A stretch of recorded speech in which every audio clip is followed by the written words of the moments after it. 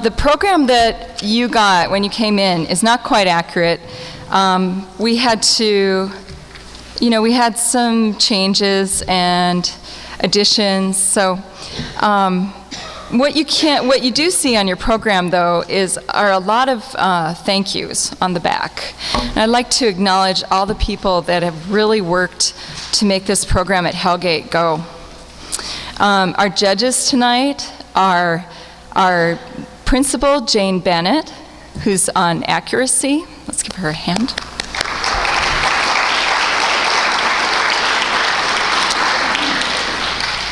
Ms. Bennett has been really very supportive of this whole program. Sina Demons, who's a teacher on special assignment for Missoula County Schools and former English teacher at Hellgate. Ms. Demons. And we have Kim Anderson, who heads up the Festival of the Book and works for the Montana Committee for Humanities. Rob Schlegel, who's a local poet, and he's also an educator, works out at Potomac. And for the Missoula Writing Collaborative, Rob.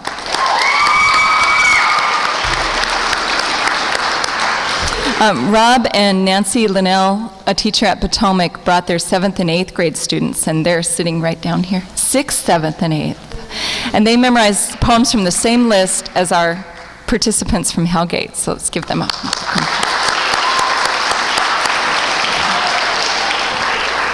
This is the second year that we've done this, and it's the second year that Potomac has been here, so thanks for coming.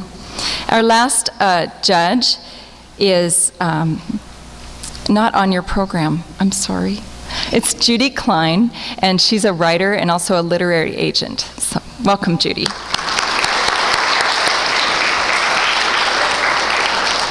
As you were coming in, you might have noticed some visual art that was done in Marvin Paul's classroom while they were listening to poetry. So on your way out, you might take a peek at that. And their names are listed here too. And Sam Novak curated that show. Missoula Community Access Television is here. Rob's here. He's taping and will be editing the program, so if you'd like a DVD, then you can call down to MCAT, bring a blank one, they'll make you a copy. It'll be cable cast, and I'll put that in the bulletin that goes out to everybody. They're here thanks to a media assistance grant, and the event will probably be cable cast next month. That is a very easy grant to get for your events, and so I encourage you to call them, 542-MCAT, if you have something coming up and you'd like to see it on TV. The winners of tonight's Poetry Out Loud competition will be part of the regional event. That's a new tier that's been added to our state this year, and that event will be here in the auditorium 7:30 on February 18th, another Wednesday night. I guess that's just about it. It's kind of traditional to start us out with a little invocation to the muse. So I'm going to read, a 40-page poem here just to start us all out. I thought you would appreciate that.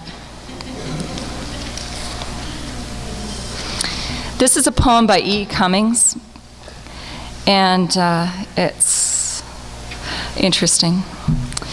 Of my soul, a street is prettinesses, pick-a-bean, trick, trick, click, flicker, garnished of stark Picasso, throttling trees. Hither, my soul repairs herself with prisms of sharp mind and Matisse rhythms to juggle Kandinsky goldfish, away from the gripping gigantic muscles of Cézanne's logic. Oh ho! A street there is where strange birds purr. That's E. Cummings. That's just a good luck poem to everybody that's going to recite, not read, tonight. My name is Sean Gant, and if there's any catastrophes, I'll be down here. Our first poet, or actually is a poet. We're going to do original recitation first tonight. Is also our MC. And so he's going first, not because he's our MC, but because his name starts with an A. It's Alex Hunt.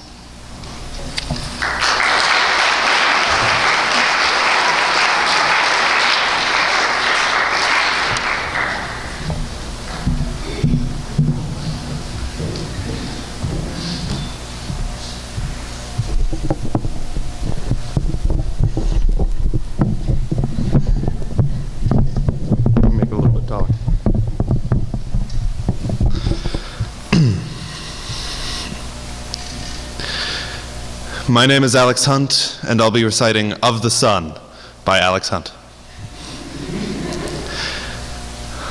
Hours lost in the house of the sun, where light drifts down in paths from paper lacework up above, titillates the stars of tile, arraying obscene drink menus between our tortillas, brown and white. And she says, I can never say the words I love you. And she's telling me about the British eyebrowed boy, and he's buying her a corset, her unfading hug. And she says, I can never say the words I love you. And she's putting on her sad kid eyes in a bathroom behind the scenes. And she says, I can never say the words I love you. I can never say the words I love you.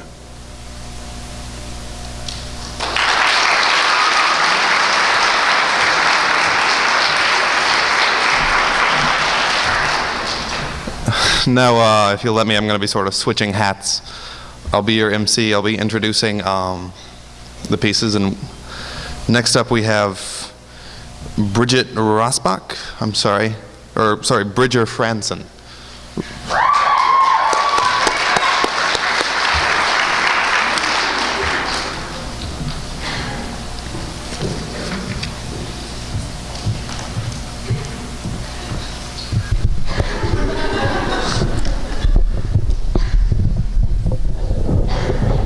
Worked. I'm Bridger Franson, and I'm doing the poem titled Tears by Bridger Franson. My life is filled with mistakes. Big mistakes. Wrong mistakes. But the worst mistakes of all were the ones that made my mother cry. I knew I really messed up when I saw tears in her eyes. And from that moment on, I would have done anything to take it back. Stealing, lying, and denying. These bad decisions, my bad decisions, would explain the tears down her face. The embarrassment, the betrayal, the deceit, and the punishment were never as bad as the tears they brought with. So to my dad and my family, but most of all my mom, I'm sorry, and don't cry.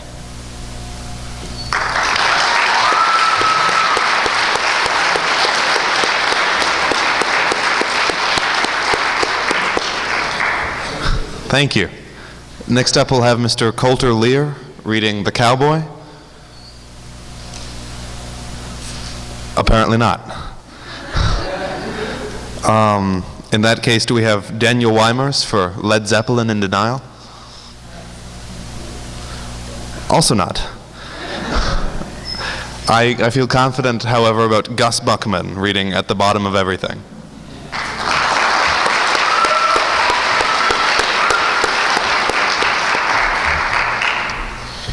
Alright, so yeah, my name is Gus Buckman, and I'm doing At the Bottom of Everything by an artist named Bright Eyes. So there was this woman. She was flying on an airplane over the largest ocean on planet Earth, and she was seated next to this man whom, she had tried to start a conversation with, but really the only thing she'd heard him say was just the orders, his Bloody Mary. And she was reading this really arduous magazine article about a third world country that she couldn't even pronounce the name of.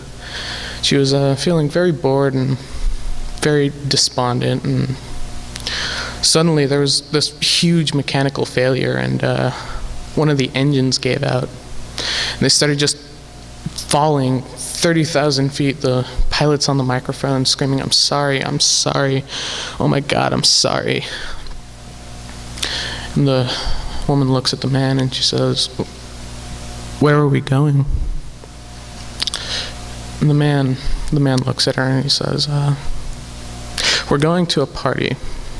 Yeah, it's a birthday party. It's your birthday party. Happy birthday, darling. We love you very, very, very, very, very, very much. And then he starts humming this little tune, and it kind of goes like this. It's kind of 1, 2, 1, 2, 3, 4. We must turn off every telephone, get eaten off the web. We must rip out all the epilogues from the books that we have read. And in the face of every criminal strapped firmly to a chair, we must stare, we must stare, we must stare.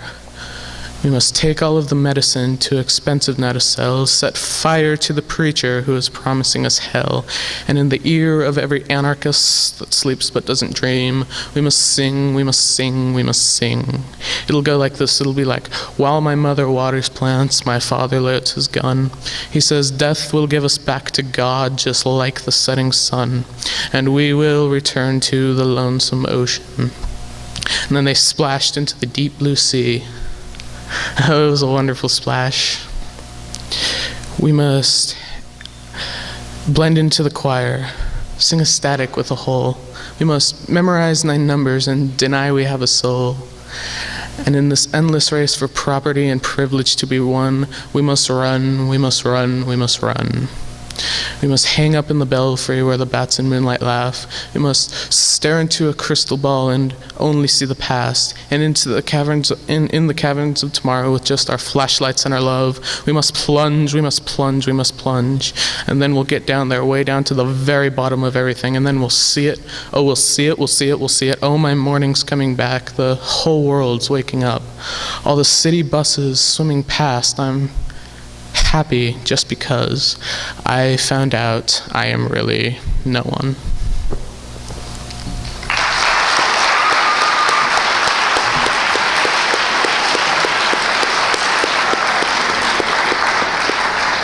Thank you. Next will be Kayla Edwards reading If the Clock Ran Backwards.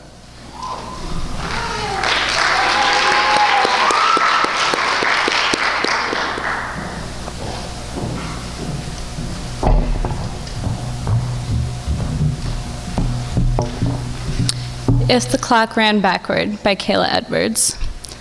Let's spend some time counting blades of grass, touching rays of sun, nestling the hope of the world in bare arms that could embrace so tightly and just as easily crush unsaid words, wishes ignored. Let's spend some time looking at the sky, the stars, the tears in each other's eyes that never fell, never touched blades of grass, were never dried by rays of sun. Let's spend some time together. Sometimes I just need some time.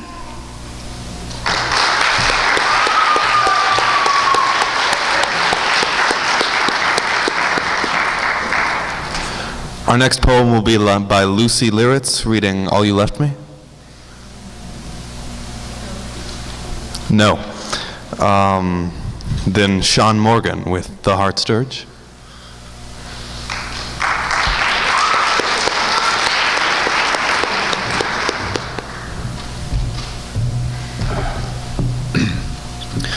I'm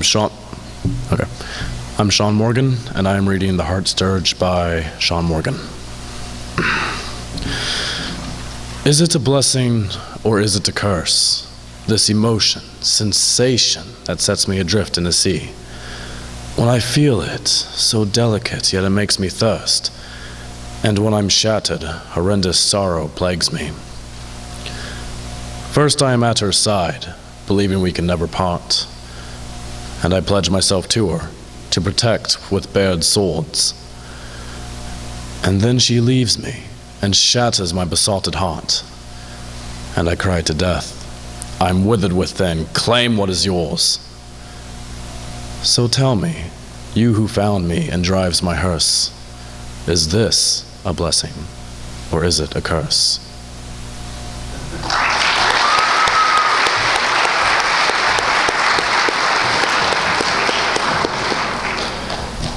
And for our last original poem, we have Taylor Lennox reading Alabaster Eloquence.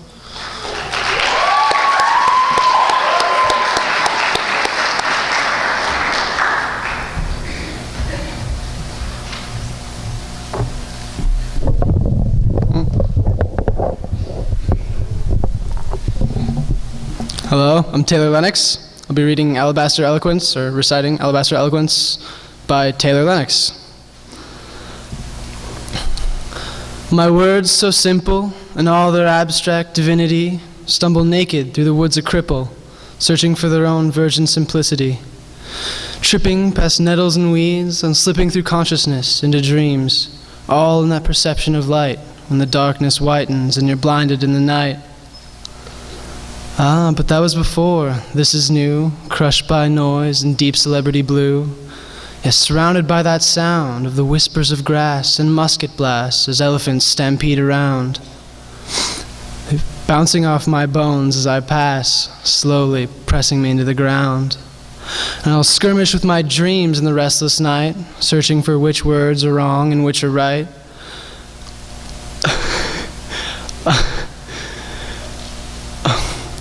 Can I have the line, please?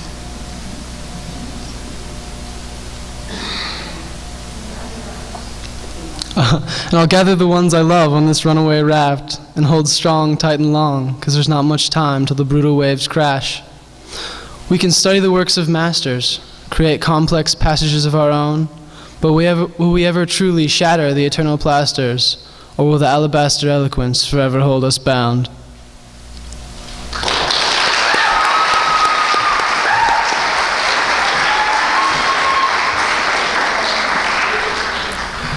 That's the end of our original category, and now we're moving on to the more official Poetry Out Loud poems.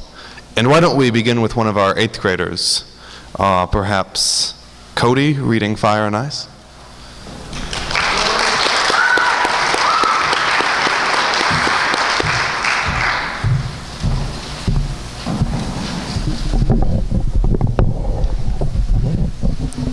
Hi, my name is Cody Christian. I'm reciting Fire and Ice by Robert Frost. Some say the world won in fire, some say in ice. From what I've tasted of desire, I hold with those who favor fire. But if it had to perish twice, I think I know enough of hate to say that ice is also great and would suffice.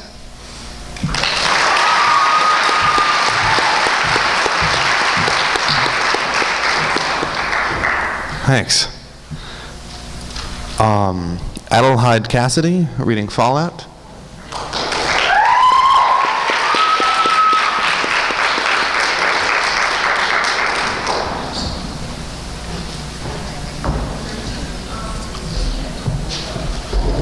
Looks like there might be a second, a little bit of a wait.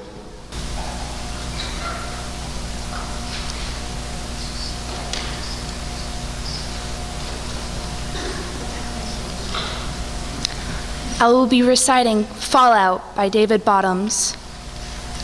First, a noise under the kitchen. Then a week later, that same chug and scrape under my bedroom floor. Out my window, I watched him roll those wheelbarrows across our backyard, down to the dam of our neighbor's pond. At dinner, my father's face was drawn. For days on end, my mother burned the rolls. Who knew exactly what was going on, though fear was everywhere like an odor from a mildewed carpet.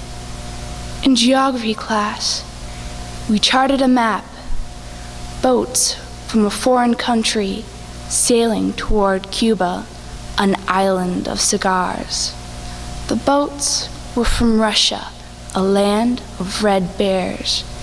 In their hulls they carried bombs of hot dust. Then the thing was finished. We bought a model train and planned a game room. Ping pong and bumper pool, Monopoly, and the game of life. But that was a dream no one wanted to enter. It was a steep flight and damp. And once in midsummer, after rain had sogged the yard, I saw a copperhead drag its tail over the stoop. There were spiders, too, and other dreads, not the least of which were the fears themselves, we'd taken from the house and shelved down there with dried and canned goods. All those basics reserved for the future, pressed into a dark we hoped, and our reprieve would become more and more remote.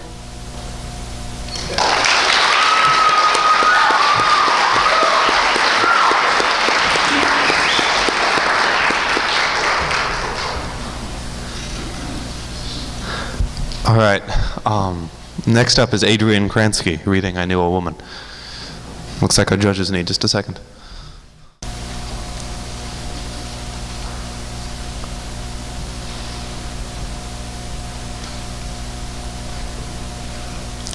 My name is Adrian Kransky. I am reciting I Knew a Woman by Theodore Rothke. I knew a woman, lovely in her bones.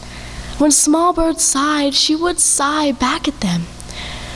Ah, when she moved more ways than one. The shapes a bright container can contain.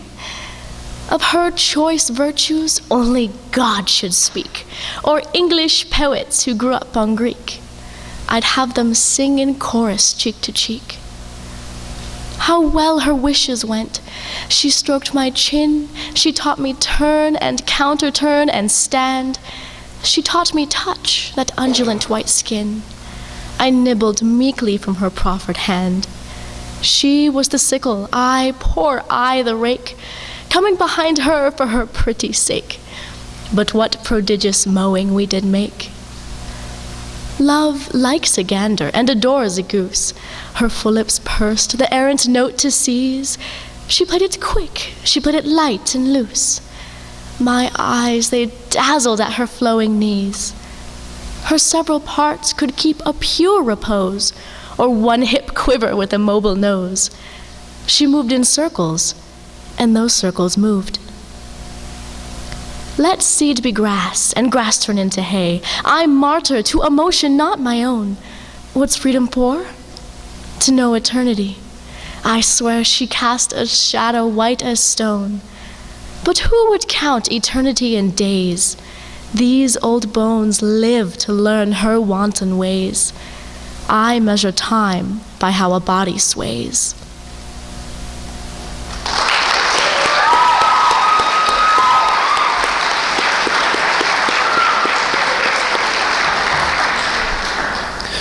Why don't we have another 8th grader read now? Melody McDaniels, perhaps?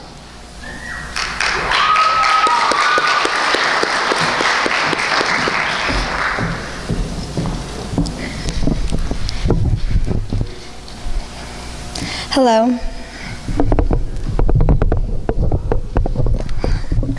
Hello, my name is Melody McDaniel, and I'll be reciting Conversation by I for Robert Lowell. We smile at each other, and I lean back against the wicker couch. How does it feel to be dead, I say? You touch my knees with your blue fingers, and when you open your mouth, a ball of yellow light falls to the floor and burns a hole through it. Don't tell me, I say. I don't want to hear. Did you ever, you start, wear a certain kind of silk dress, and just by accident, so inconsequential you barely notice it, your fingers graze that dress, and you hear the sound of a knife cutting paper, and you see it too, and you realize that image is simply the extension of another image, that your own life is just a chain of words that one day will snap. Words, you say, young girls in a circle, holding hands, beginning to rise heavenward, in their confirmation dresses like white helium balloons, the wreaths of flowers on their heads spinning. And above all that, that's where I'm floating, only 10 times clearer, 10 times more horrible. How could anyone alive survive it?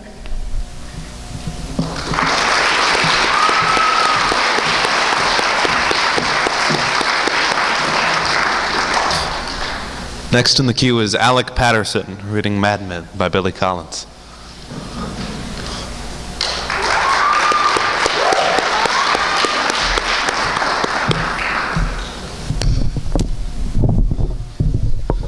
Hello?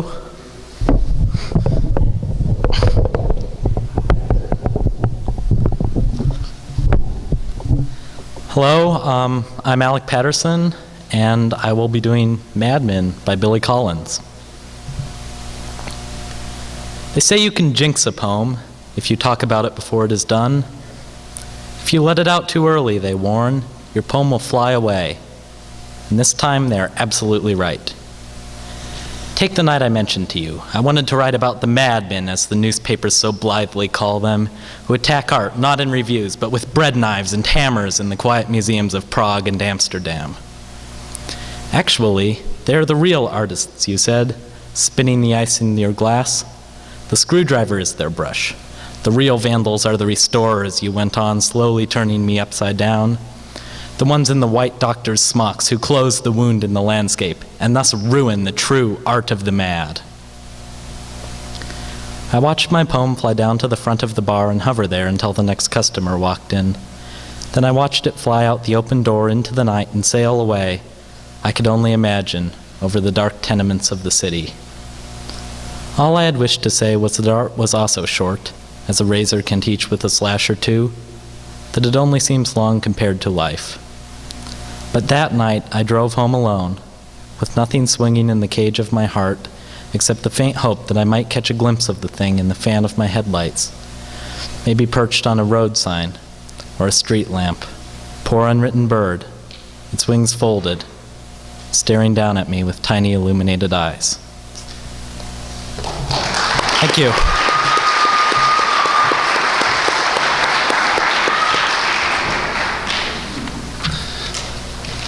Next, can we welcome Amanda Simmert?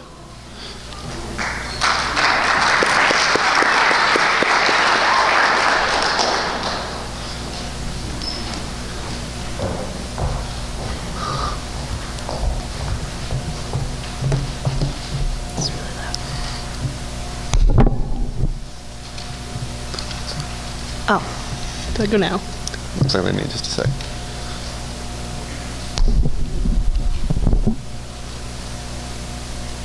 Are you ready? Oh, okay, sorry.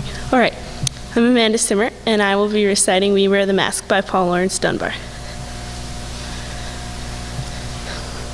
We wear the mask that grins and lies. It hides our cheeks and shades our eyes. This debt we pay to human guile, with torn and bleeding hearts we smile. And mouth with mirrored subtleties, why should the world be overwise? And counting all our tears and sighs? Nay, let them only see us while we wear the mask.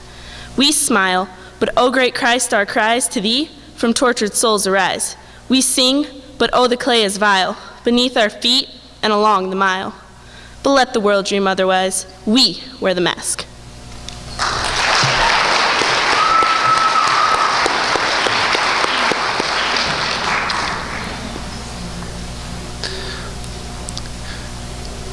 Autumn Torres next? Or no? In that case, Becca Welch.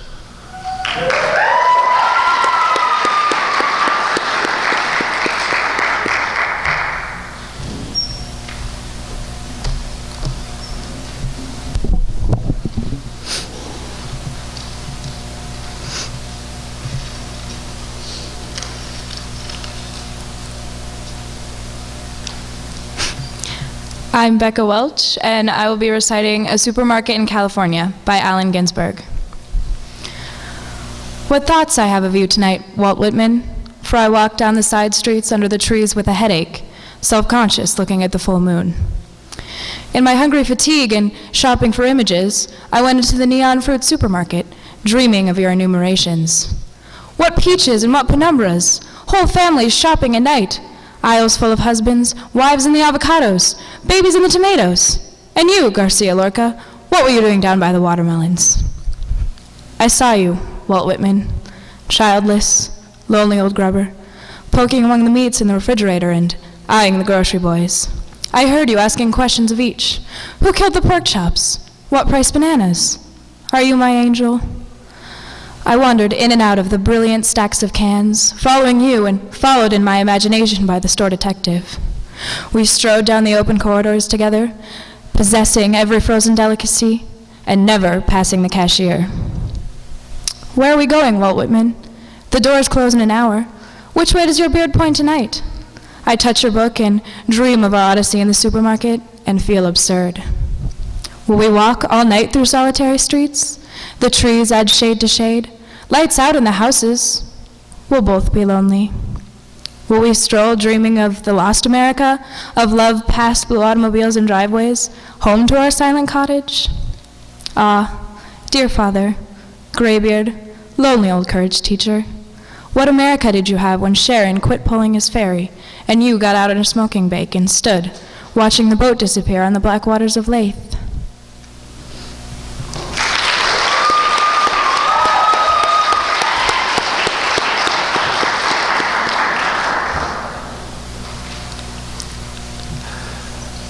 Our next reader will be Beth Cooper-Chrismond, reading Charge of the Light Brigade.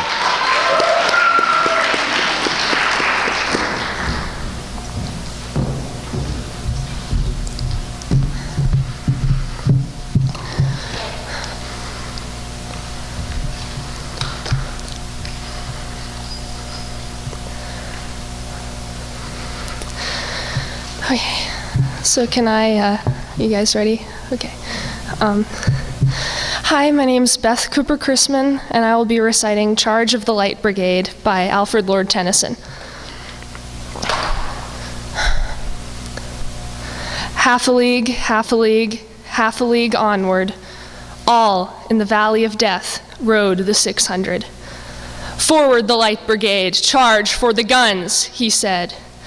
Into the valley of death rode the 600. Forward the Light Brigade. Was there a man dismayed? Not, though the soldier knew someone had blundered. Theirs not to make reply, theirs not to reason why, theirs but to do and die. Into the valley of death rode the 600. Cannon to right of them, cannon to left of them, cannon in front of them volleyed and thundered. Stormed out with shot and shell, boldly they rode, and well into the jaws of death, into the mouth of hell rode the 600. Flashed all their sabers bare, flashed as they turned in air, sabering the gunners there, charging an army, while all the world wondered. Plunged in the battery smoke, right through the line they broke. Cossack and Russian reeled from the saber stroke, shattered and sundered. Then they rode back, but not the 600. Cannon to right of them, cannon to left of them, cannon behind them, volleyed and thundered. Stormed out with shot and shell, while horse and hero fell. They who had fought so well came through the jaws of death, back from the mouth of hell, all that was left of them, left of 600. When can their glory fade? Oh, the wild charge they made. All the world wondered. Honor the charge they made. Honor the Light Brigade. Noble 600.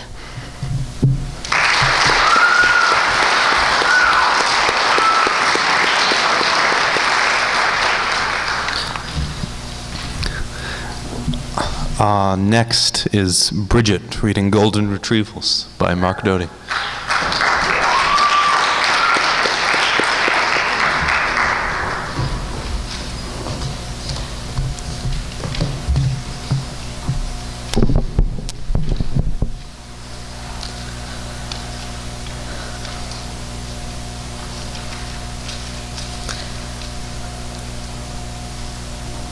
Hi, I'm Bridget Rossback, and I'll be reciting Golden Retrievals by Mark Doty.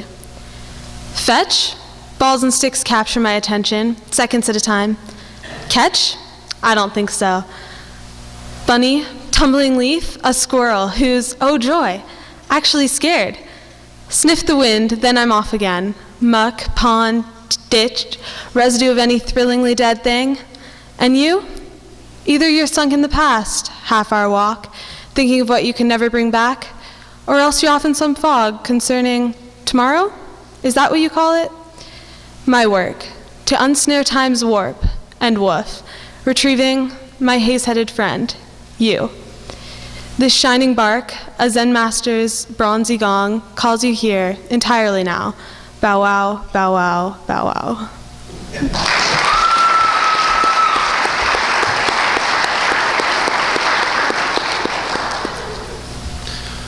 Why don't we have another one of our talented middle schoolers read? How about Stash? Sorry. I'm bad with pronunciations.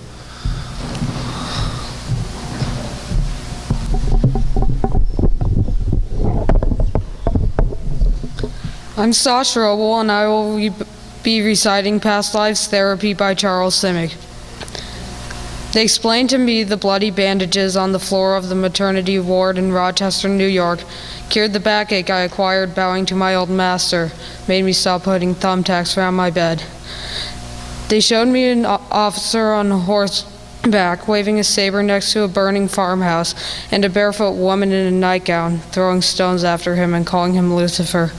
I was a straw-headed boy in patched overalls. Come dark, a chicken would roost in my hair.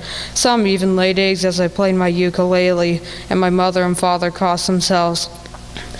Next, I saw myself in an abandoned gas station, constructing a spaceship from a coffin, red traffic cone, cement mixer, and ear warmers, when a church lady fainted seeing me in my underwear.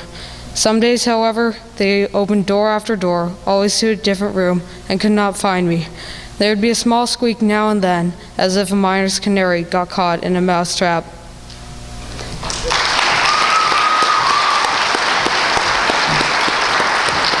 Thank you. Our next reciter will be Brittany Heckerman. Scratch that, it will be Colin Snodgrass. Scratch that as well. It will be Connor Cahalan. Sorry if I mispronounced that.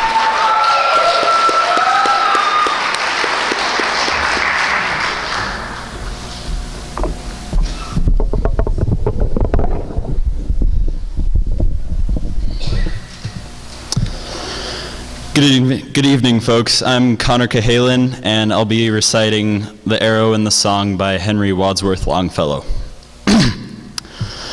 I shot an arrow into the air. It fell to the earth, I knew not where. For so swiftly it flew, the sight could not follow it in its flight. I breathed a song into the air.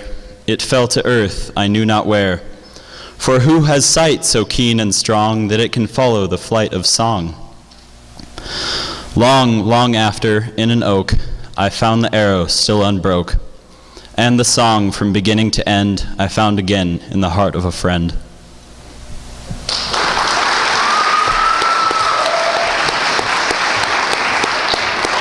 Thank you. Our next reader is Court Jensen, reading To an Athlete Dying Young.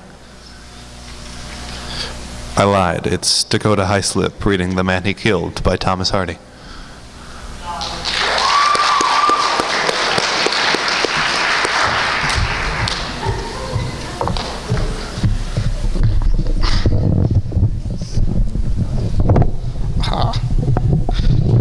That's right. All right. I'm Dakota Highslip, and I'll be reciting The Man He Killed by Thomas Hardy. Had he and I but met by some old, ancient inn, we should have sat us down to wet, write many a nipperkin, but ranged as infantry, and staring face to face, I shot at him as he at me, and killed him in his place. I shot him dead because he was my foe. Just so, my foe. Of course he was. That's clear enough. Although, he thought he'd list, perhaps offhand, like just as I was out of work, had sold his traps, no other reason why. Yes, quaint and curious war is. You'd shoot a fellow down. You'd treat, if met, where any bar is, or help to half a crown.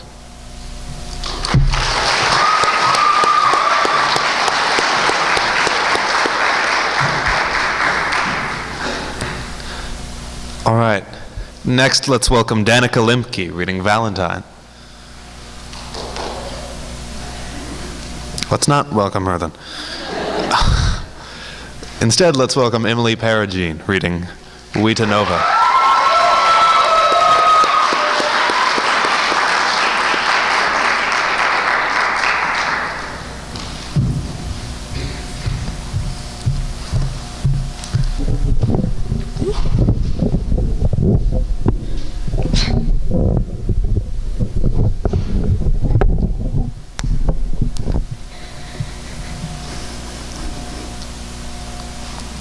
Hi, my name is Emily Perugine, and I'm reciting Vita Nova by Louis Gluck.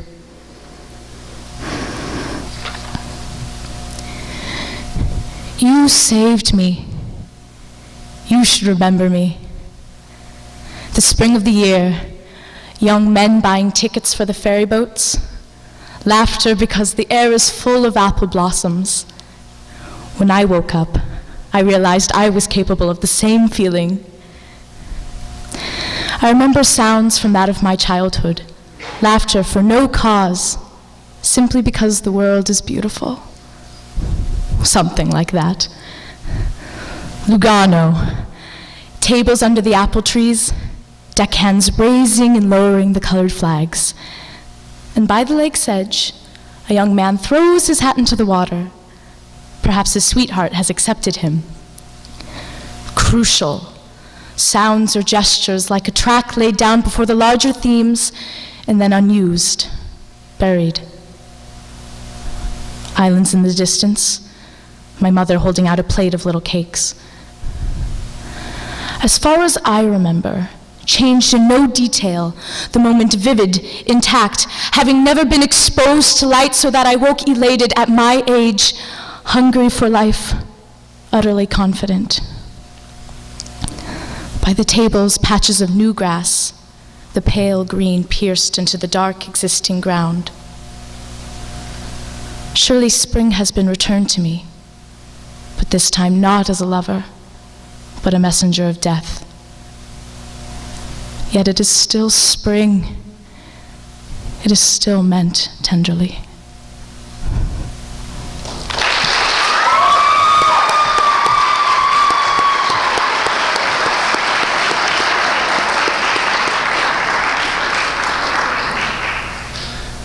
Our next up will be Jade Prey. Come on up.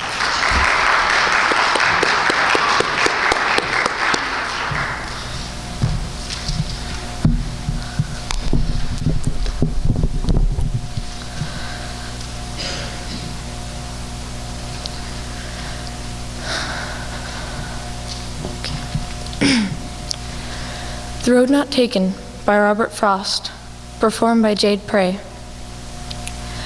Two roads diverged in a yellow wood, and sorry I could not travel both, and be one traveler long I stood, and looked down one as far as I could, to where it bent in the undergrowth, then took the others just as fair, and having perhaps the better claim, because it was grassy and wanted wear. Though as for that, the passing there had worn them really about the same, and both that morning equally lay, and leaves no step had trodden black. Oh, I kept the first for another day, yet, knowing how way leads on to way, I doubted if I should ever come back. I shall be telling this with a sigh, somewhere ages and ages hence. Two roads diverged in a wood, and I took the one less traveled by, and that has made all the difference.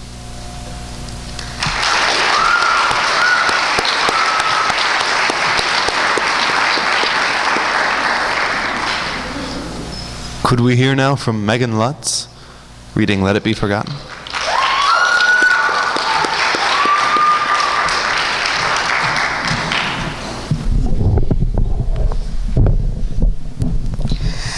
I'm Megan Lutz, and I am reciting Let It Be Forgotten by Sarah Teasdale. Let it be forgotten as a flower is forgotten, forgotten as a fire that once was singing gold. Let it be forgotten forever and ever, time is a kind friend, he will make us old. If anyone asks, say it was forgotten long and long ago. As a flower, as a fire, as a hushed footfall in a long forgotten snow.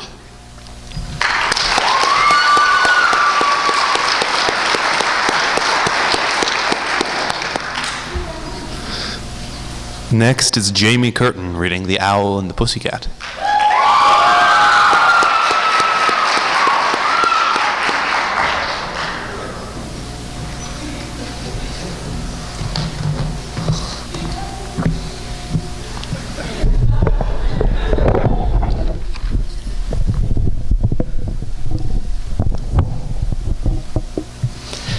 My name is Jamie Curtin, and I will be reciting The Owl and the Pussycat by Edward Lear. The owl and the pussycat went to sea in a beautiful pea-green boat. They took some money and plenty of honey wrapped up in a 5-pound note. The owl looked up to the stars above and sang to a small guitar. "Oh, lovely pussy, oh, pussy, my love. What a beautiful pussy you are, you are, you are. What a beautiful pussy you are." Pussy said to the owl, "You elegant fowl, how charmingly sweet you sing. Oh, let us be married, too long we have tarried, but what shall we do for a ring?" They sailed away for a year and a day to the land where the bong tree grows. And there in the wood a piggy-wig stood with a ring at the end of his nose, his nose, with a ring at the end of his nose. "Dear pig, are you willing to sell for 1 shilling your ring?" Said the piggy, "I will." So they took it away and were married next day by the turkey who lives on the hill. They dined on mince and slices of quince, which they ate with a runcible spoon. And hand in hand, on the edge of the sand, they danced by the light of the moon, the moon, the moon. They danced by the light of the moon.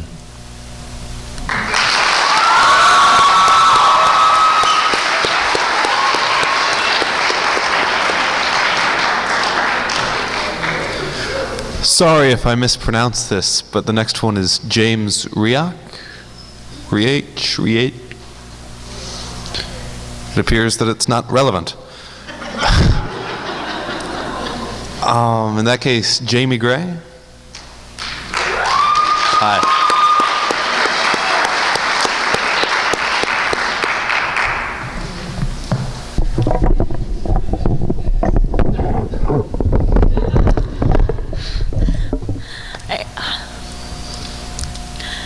I am Jamie Gray, and I will be reciting Break of Day by John Donne. "'Tis true, 'tis day, what though it be? Oh, wilt thou therefore rise from me? Why should we rise because 'tis light? Do we lie down because 'twas night? Love, which in spite of darkness brought us hither, should in despite of light keep us together.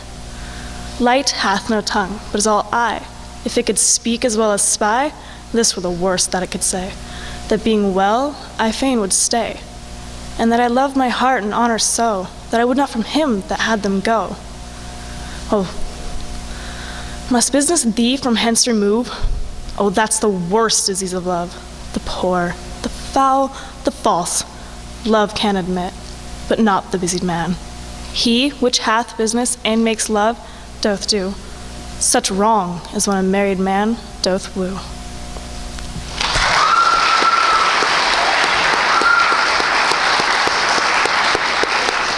Thank you.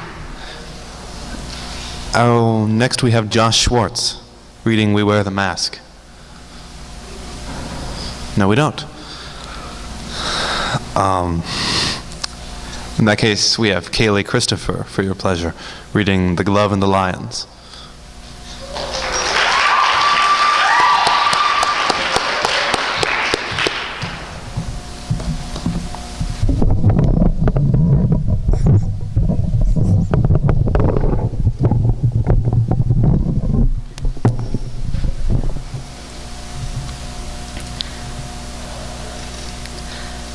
My name's Kaylee Christopher, and I'll be performing The Glove and the Lion by Leigh Hunt.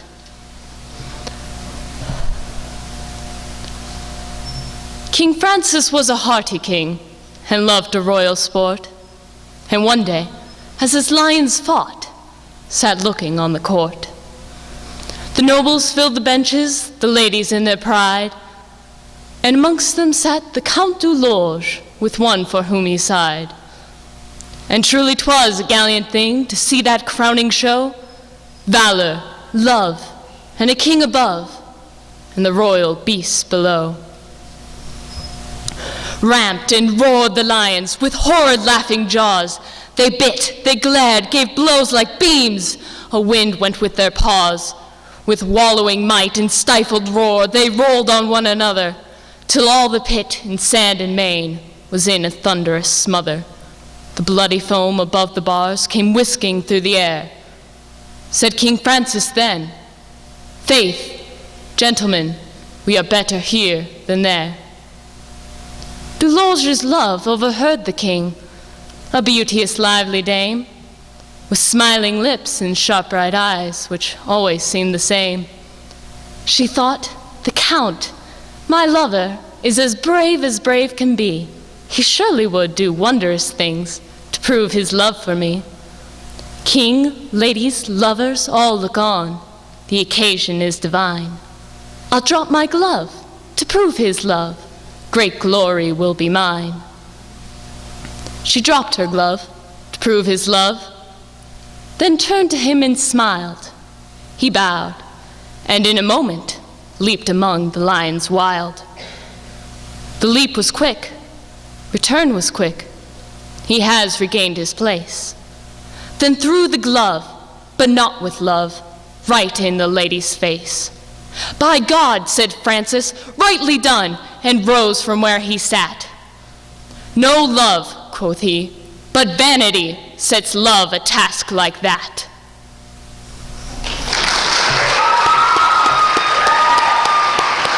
Thank you. Why don't we spice things up some more by hearing from another one of our middle schoolers? Peyton, perhaps? Peyton Wright?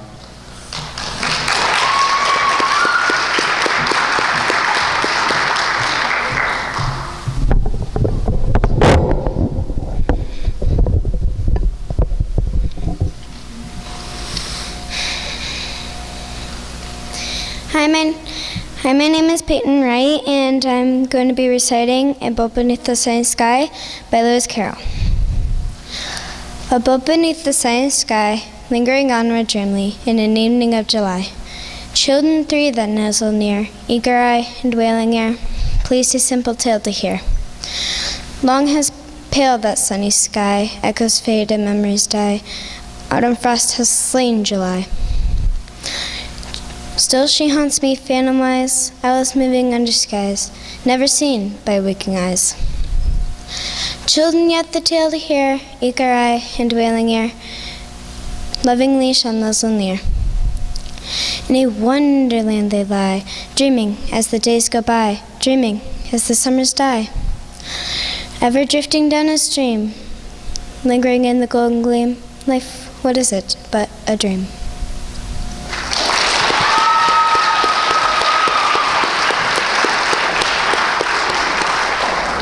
Thank you.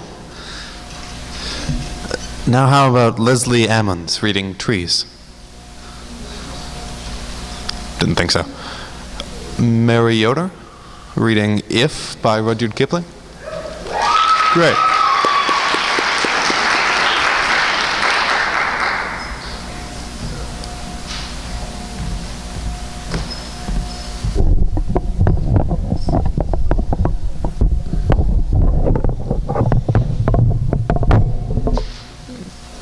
My name's Mary Yoder, and I'm doing If by Rudyard Kipling. If you can keep your head when all about you are losing theirs and blaming it on you, if you can trust yourself when all men doubt you, but make allowance for their doubting too, if you can wait and not be tired by waiting, or being lied about, don't deal in lies, or being hated, don't give way to hating, and yet don't look too good nor talk too wise. If you can dream and not make dreams your master, if you can think and not make thoughts your aim, if you can meet with triumph and disaster and treat those two imposters just the same, if you can bear to hear the truth you've spoken, twisted by knaves to make traps for fools, or watch the things you gave your life to, broken, and stop and build them up with worn out tools, if you can make one heap of all your winnings, and risk it on one turn of pitch and toss, and lose and start again at your beginnings and never breathe a word about your loss. If you can force your heart and nerve and sinew to serve your turn long after they are gone, and so hold on when there's nothing left in you, except the will which says to them, hold on. If you can talk with crowds and keep your virtue, or walk with kings, nor lose a common touch, if neither foe nor loving friend can hurt you, if all men count with you, but none too much, if you can fill the unforgiving minute with 60 seconds worth of a distance run, yours is the earth and everything that's in it. And, which is more, you'll be a man, my son.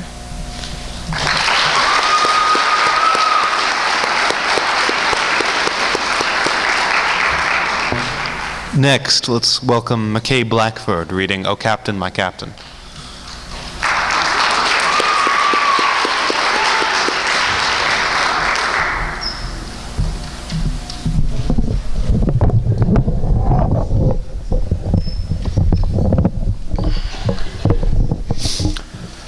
I'm McKay Blackford, and I'm going to read O Captain, My Captain by Walt Whitman. Let's give it just a sec. I think the judges need to get the paper. Sorry.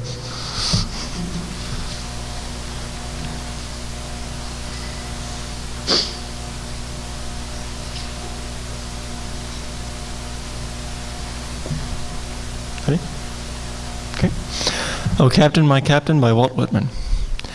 O Captain, my Captain, our fearful trip is done. The ship has weathered every wreck. The prize we sought is won. The port is near, the bells I hear, the people all exulting, while follow eyes the steady keel, the vessel grim and daring. But oh heart, heart, heart, oh the bleeding drops of red, where on the deck my captain lies, fallen, cold and dead. O Captain, my Captain, rise up and hear the bells. Rise up, for you the flag is flung, for you the bugle trills.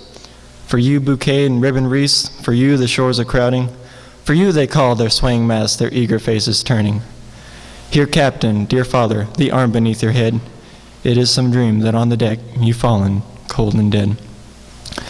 My captain does not answer, his lips are pale and still. My father does not feel my arm, he has no pulse nor will. The ship is anchored safe and sound, its voyage closed and done. From fearful trip, the victor ship comes in with object won. Exalt, O shores, and ring, O bells, but I, with mournful tread, walk the deck my captain lies, fallen, cold and dead. Thank you.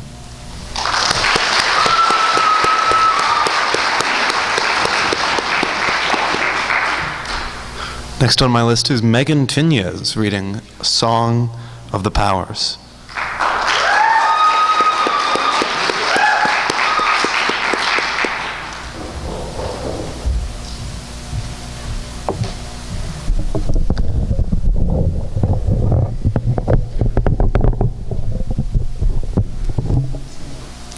I'm Megan Tinez, and I'll be reciting Song of the Powers by David Mason. Mine, said the stone, mine is the hour. I crush the scissors, such is my power. Strength over weakness, my power alone. Mine, said the paper, mine are the words, smothering stone with imagined birds, reams of them flown from the mind of the shaper. Mine, said the scissors, mine all the knives, gashing through paper's ethereal lives. Nothing so proper as tattering wishes. As stone crushes scissors, as paper smothers stone, as scissors cut paper, all end alone. So heap up your paper and scatter your wishes, and uproot the stone from the top of the hill. They all end alone, as you will, you will.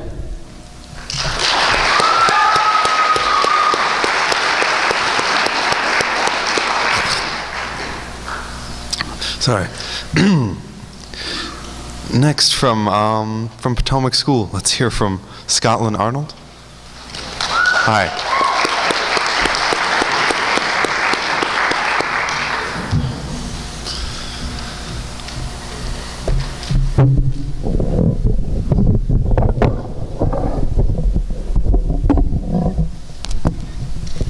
Hi, my name is Scotland, and I'm reciting We Wear the Mask by Paul Laurence Dunbar.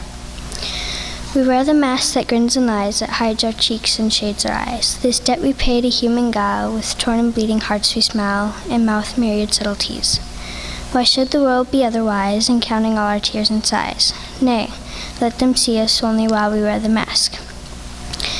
We smile, but O great Christ, our cries to thee from tortured souls arise. We sing, but O the clay is vile, beneath our feet and long the mile. But let the world dream otherwise, we wear the mask.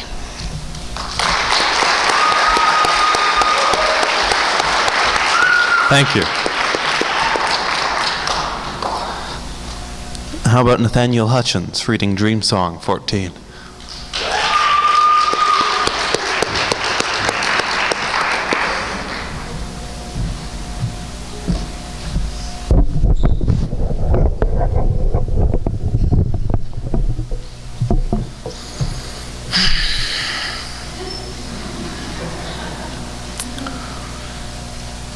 My name is Nathaniel Hutchins, and I'll be reading Dream Song 14 by John Berryman.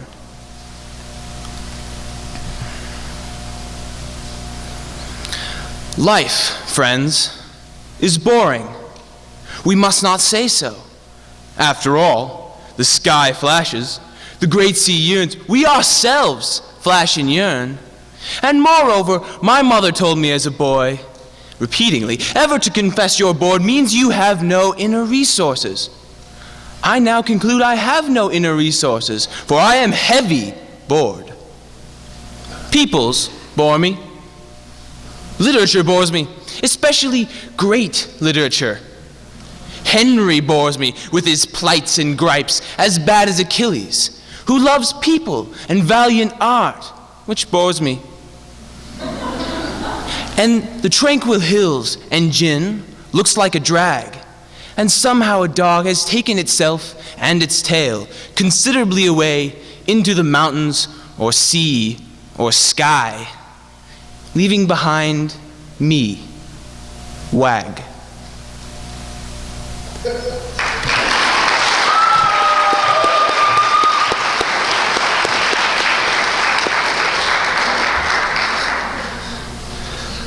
I just know I'm going to mess this name up, so I'll just go by first names. Pablo Echeverri, maybe? Reading In the Desert by Stephen Crane. It doesn't matter. In his place, then let's have Rachel Sheff reading I Am by John Clare.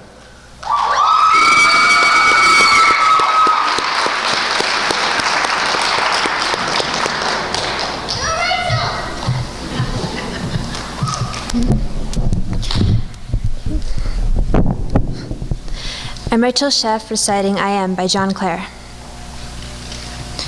I am, yet what I am, none cares or knows.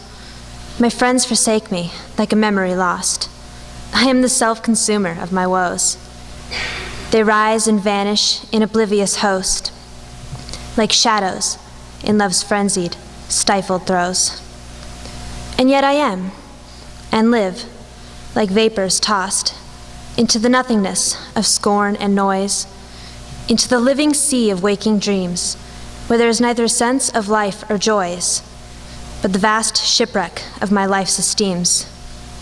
Even the dearest that I loved the best are strange, nay, rather, stranger than the rest. I long for scenes where man hath never trod, a place where woman neither smiled or wept, and there to abide with my Creator, God, and sleep as I in childhood sweetly slept, untroubling and untroubled where I lie, the grass below, above the vaulted sky.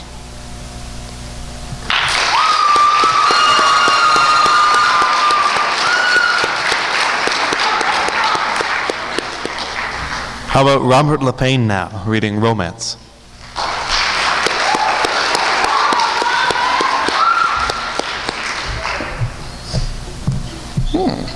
That works.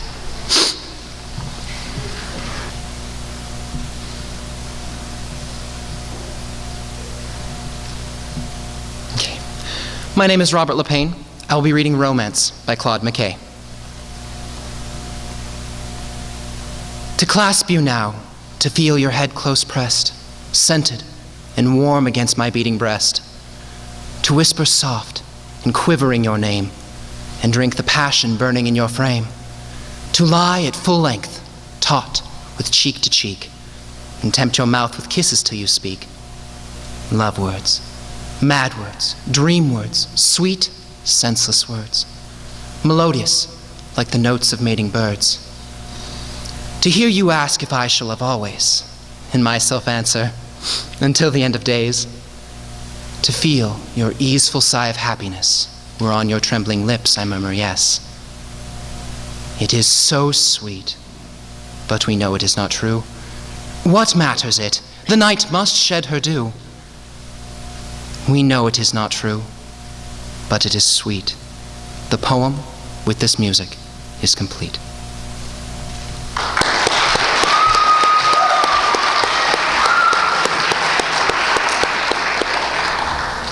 Why don't we hear from Emily Grills now? Come on up.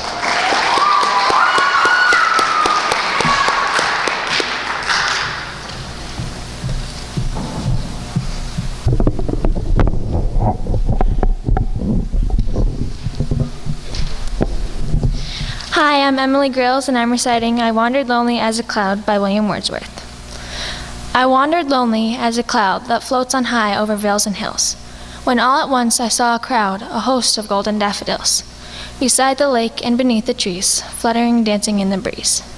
Continuous as the stars that shine and twinkle on the Milky Way, they stretch in never-ending line along the margin of the bay. 10,000 saw I at a glance, tossing their heads in sprightly dance. The waves beside them danced, but they outdid the sparkling waves in glee. A poet could not but be gay in such a jocund company. I gazed and gazed, but little thought what wealth to show to me had brought. For oft when on my couch I lie, in vacant or in pensive mood, they flash upon that inward eye, which is the bliss of solitude. And then my heart with pleasure fills, and dances with the daffodils.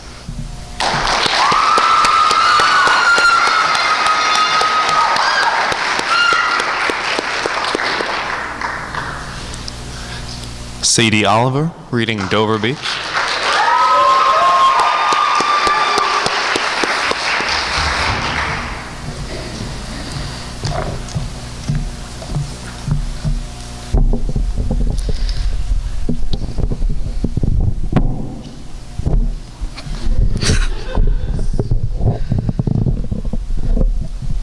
Okay.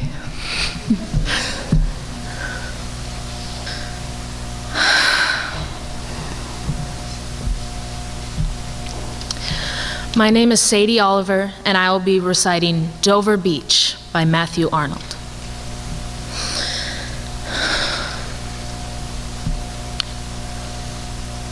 The sea is calm tonight. The tide is full. The moon lies fair upon the straits. The light on the French coast gleams and is gone. The cliffs of England stand, glimmering and vast, out in the tranquil bay.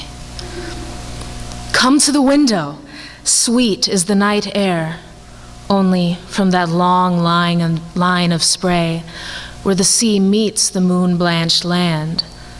Listen, you'll hear the grating roar of pebbles, which the waves draw back and fling at their return up the high strand.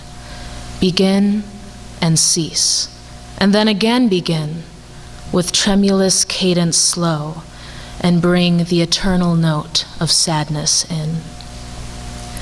Sophocles, long ago, heard it on the Aegean, and it brought into his mind the turbid ebb and flow of human misery. We find also in the sound a thought, hearing it by this distant northern sea. The sea of faith was once too at the full, and round earth's shore lay like the folds of a bright girdle furled. But now I only hear its melancholy, long, withdrawing roar, retreating to the breath of the night wind, down the vast edges drear and naked shingles of the world. Ah, love, let us be true to one another, For the world, which seems to lie before us like a land of dreams, hath really neither joy, nor love, nor light, nor certitude, nor peace, nor help for pain.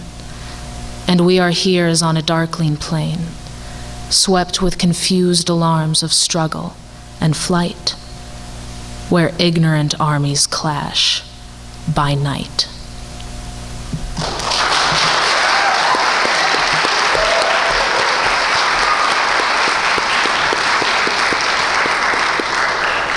How about Taylor Pfister from Potomac?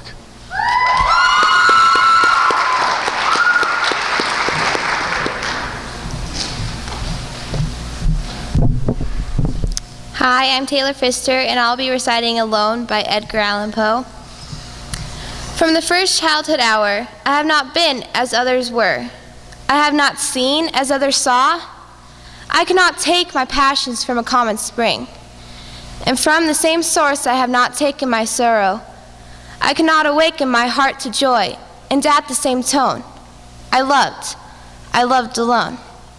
Then, in my childhood, was drawn of the most stormy life, from every depth of good and ill, from the mystery that binds me still, from the torrent or the fountain, from the red cliffs of the mountain, from the sun that round me rolled, in the autumn tints of gold, from the thunder and the storms and the clouds that took the form, when the rest of heaven was blue, of a demon in my view.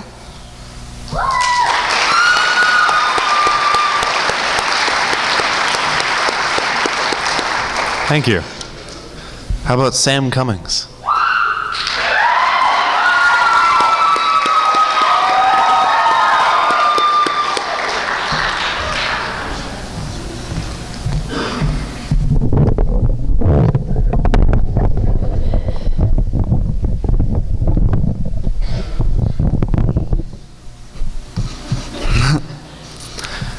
Hello, I'm Sam Cummings, and I'll be reading Fallout by David Bottoms. First, the noise under the kitchen. Then, the same chug and scrape across my bedroom floor. Outside, I watched them roll those wheelbarrows across our backyard, down to the pond in my neighbor's garden. At dinner, my father's face was drawn, and for days on end, my mother burned the rolls. Who knew exactly what was going on? Well, the fear was everywhere, like the stench from a mildewed carpet. In geography class, someone charted a map. Boats from a foreign country were sailing towards Cuba, an island of cigars. The boats were from Russia, a land of red bears, and they carried in their hulls bombs of hot dust. Then the thing was finished. We bought a model train and planned a game room. Monopoly and bumper pool, ping pong and the game of life. But that was a dream no one wanted to enter. It was a steep flight and damp. And once in midsummer, after rain had sogged the yard, I saw a copperhead drag its tail across the stoop. There were spiders too, and other dreads, not the least of which were the fears themselves we'd taken from the house and shelved down there of the dried and canned goods. All those basics reserved for the future. Pressed into the dark, we hoped in our reprieve would become more and more remote.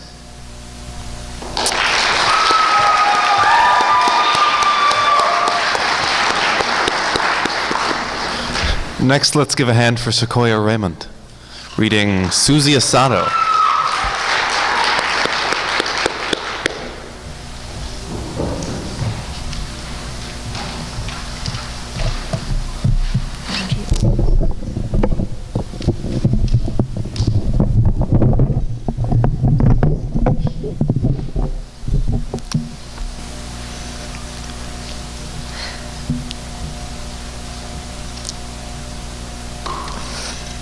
My name is Sequoia Raymond. I'll be reciting Susie Asado by Gertrude Stein. Sweet, sweet, sweet, sweet, sweet tea, Susie Asado. Sweet, sweet, sweet, sweet, sweet tea, Susie Asado. Susie Asado, which is a told tray sure, a lean on a shoe, which means slips, slips hers. When the ancient light gray is clear, it is yellow, it is a silver cellar. This is a please, this is a please, these are the seds to jelly. These are the wets, these say the sets to leave a crown for inky. Inky is short for incubus. A pot is a beginning of a rare bit of trees. Trees tremble, the vats are in baubles, baubles which shade and shove and render clean must. Drink pups, drink pups, drink pups, lease a sash hold, watch it shine, and a bubble ink has pins. It shows a nail. What is a nail? A nail is unison. Sweet, sweet, sweet, sweet, sweet tea.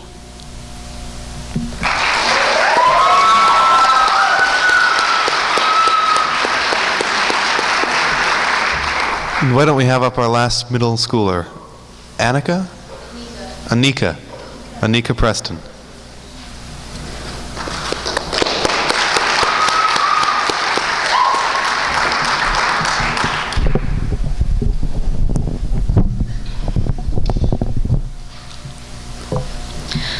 Hi, my name is Anika Preston, and I'm reciting Solitude by Ella Wheeler Wilcox.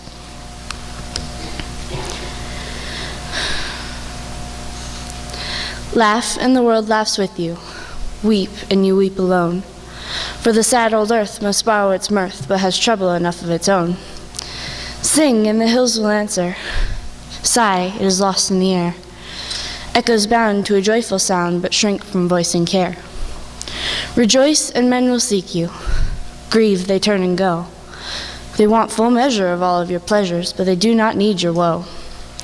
Be glad, and your friends are many. Be sad, and you lose them all.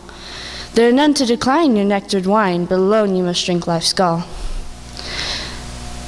Feast, and your halls are crowded. Fast, and the world goes by.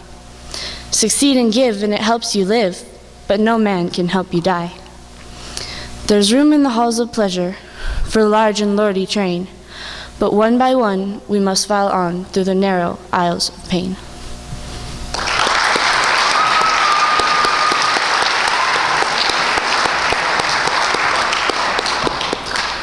Next up we have Shane Anderson reading Keeping Things Whole. Next up we have Susan Hineker reading Hope is a Thing with Feathers.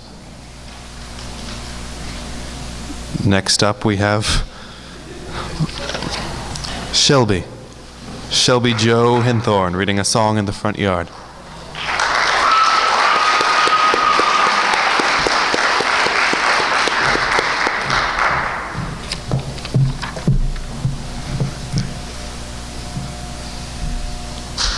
Ready?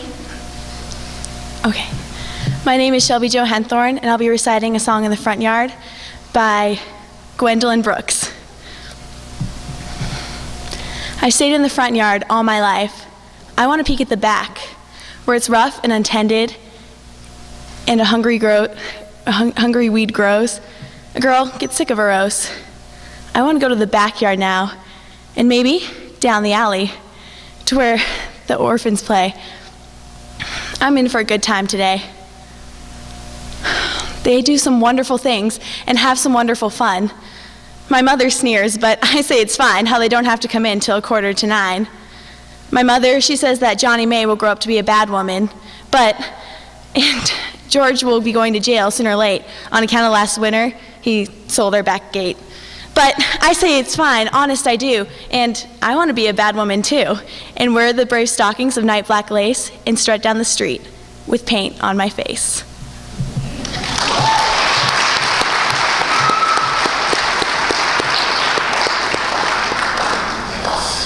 And last in this category we have Tor Anderson reading O Captain, My Captain.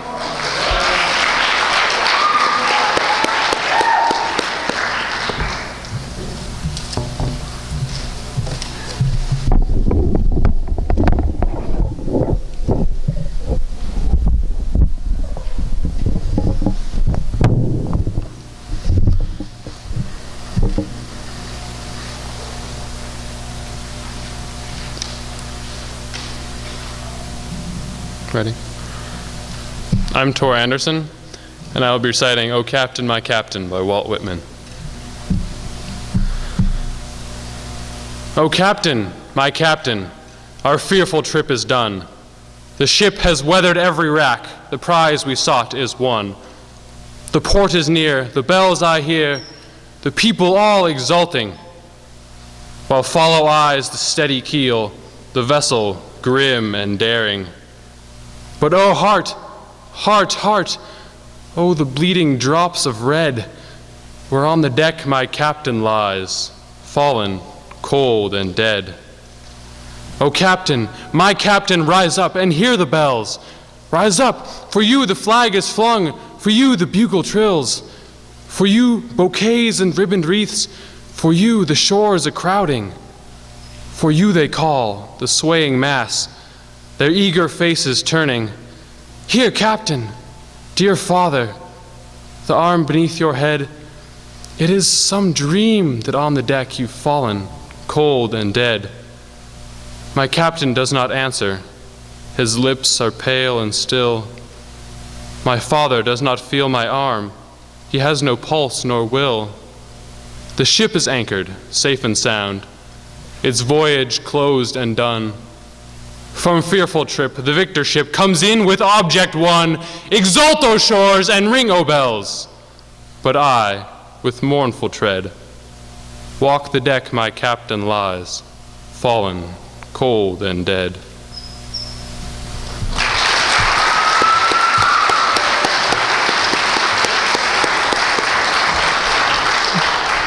That's the end of the Poetry Out Loud category for tonight. We have the freestyle next, and Miss Gant will be taking care of that, so we'll yield the mic. Good night. Thanks.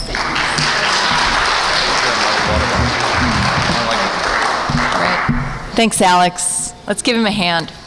Nice job. Well, I think it's been a pretty tough job that the judges had. A lot of the recitations were 0.25 apart, 0.5 apart. So I just want to give a good hand to everybody who read tonight. Let's have them. And if we could we have you, while the judges are doing the last tallying there, could we have all the participants please come up for a photo, and then we'll have, I think we only have one freestyler tonight, so we'll have you guys back her up, okay? These students represent 8 teachers' classrooms. About 376 students memorized poems this year for Poetry Out Loud, and these were the classroom winners. So here they are, all together.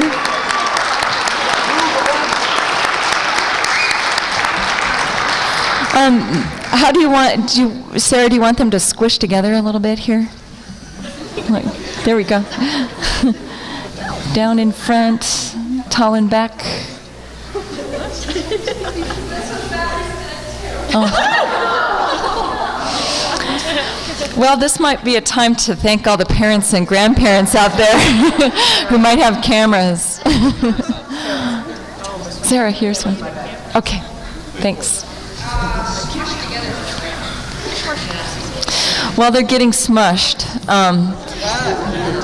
I'll explain how we do the freestyle. We need some audience participation. So in a minute we'll have Raven at the mic, and we'll shout out some possible topics for her to make up a poem spontaneously. Nice. I'll recite a poem to you while you're posed. This is another E.E. Cummings poem.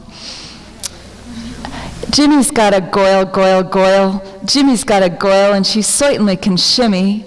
When you see her shake, shake, shake, when you see her shake a shimmy, how you wish that you was Jimmy.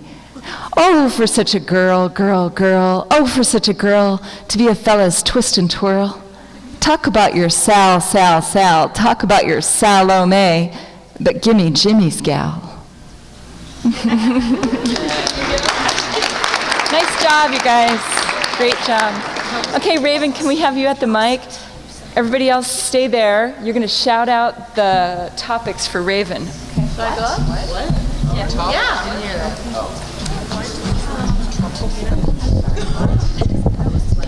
And Lisa, I hope you're tallying or averaging the last ones. Okay, great.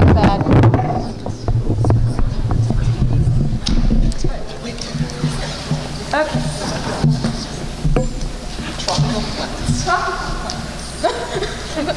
Fishing. Keep shouting. Come on, people. Shouting Words. What? Words. Anything. Anything. Chimney. Murder. Crack alley. Gross. Okay, put Nazi. Hellfire. Yeah, Nazi. Okay, I'm getting overwhelmed here. I'm having trouble. Keep track of words. Zombies. Zombies. Put down. Maybe.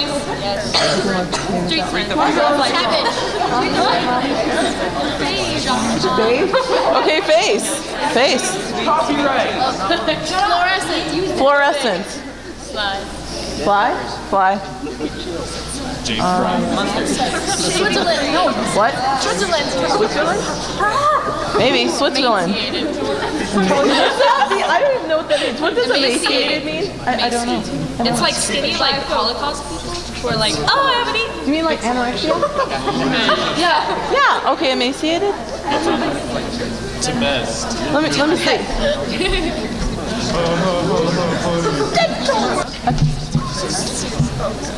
Okay, so we have Nazi, zombies, face, and fluorescent.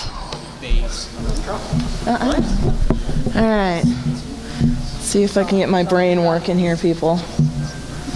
All right.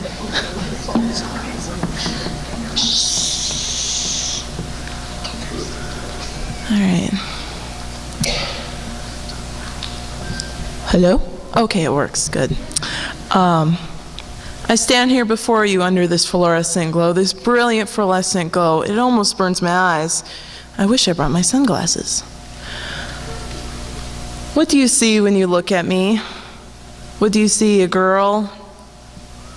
Or do you see something else? Maybe I could be president. Maybe I could be a dancer, a singer. I have so much ahead of me. So much that you don't see yet. And yet sometimes I'm held back by things like my skin. Sometimes only you see is my skin. A black, Negro, nigger. But am I no better? When I look at you, what do I see? A hick, a cracker. But I know there's more to you than this. Us walking around every day, past each other, not even looking at each other. No hello, no consideration to our feelings, just walking around like zombies. We're our own worst enemy, our own destroyers, our own little Nazis. And yet we destroy each other. And it hurts deep. It really does. And can't you see that we're all the same? If you cut me, I bleed just as you bleed. When I cry for one I've lost, just as you would cry. Or maybe you'll cry for me as I'd cry for you. When I feel joy, I'm so happy, just like any of you. And when I love someone, I know I'll love them more than anyone else in the world. Because me and you, we're exactly the same. You just need to see beyond the color. And that's all I got.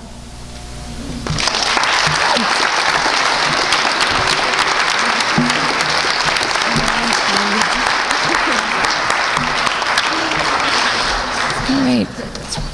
Are you guys still working on the? Okay. I was talking to Bolton Rothwell today, who mentioned that he talked to somebody who at a high school had a poet laureate. And I thought, what a great idea. What if, out of our original poems, the original poets category, the winner would be Hellgate High School's poet laureate, or in our terms, in our sort of medieval terms, our bard, right? So, why not? Do you like that idea? Should we do that? Okay, yeah? Okay. We do? Oh, no. No, I think that Bridger Franson would be a great poet laureate for Hellgate High School for this next year. Because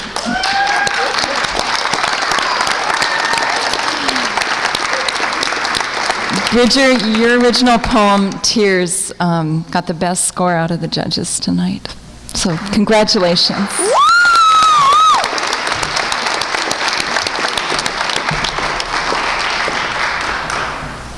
My hands hurt now. Clap too much. Come on over here, Bridger. I'm sorry. There's an artist that we commissioned to do an original piece of art for the winner of this category. And so this is yours, and maybe you would pass it on to the next poet laureate next year. Okay, it's by Leslie Ammons, and it looks abstract, but it actually is a face with the word poetry on it. There you go.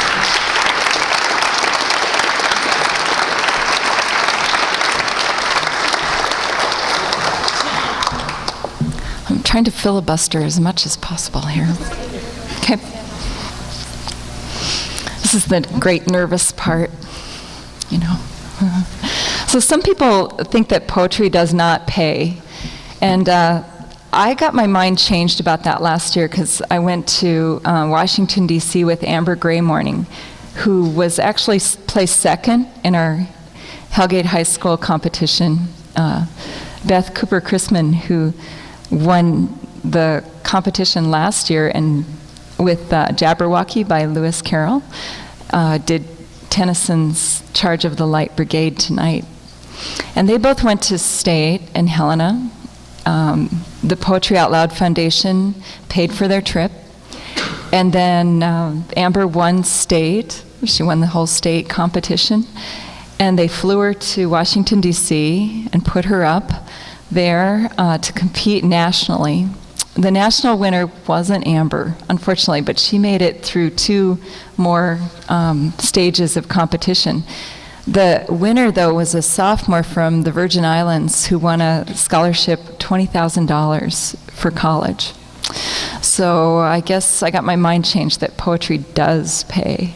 The second place scholarship was for $10,000, and then there were $2,000 scholarships too. So hopefully the winner of this competition will also go to next regionals, then state, then DC, and win all that money. It'd be great. Our school also wins prizes. We won cash to buy poetry for the school through Amber's efforts. So we're really grateful for her. She came back and talked to all the students and was a judge in the classrooms this year too. Okay. First, I'd like to give a book of poetry to a winner of our freestyle event, Raven Davis.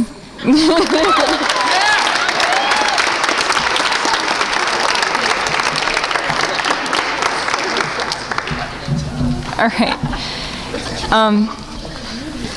And then I picked out the top 3 here just because I have 3 other books that were donated for prizes. And these are all Montana poets, except for this anthology is by Robert Bly. It's a whole collection.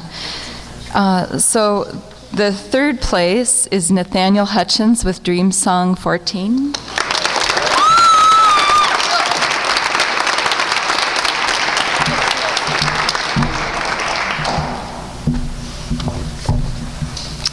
Second place, and going to the regional event, is Jamie Curtin with Owl and the Pussycat.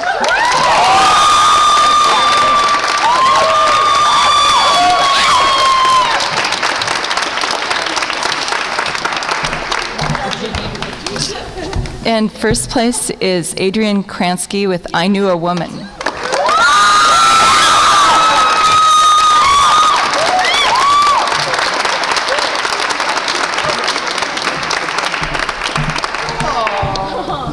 Thank you, everyone, for coming. And let's give them one more round and a round for our judges. Thanks very much.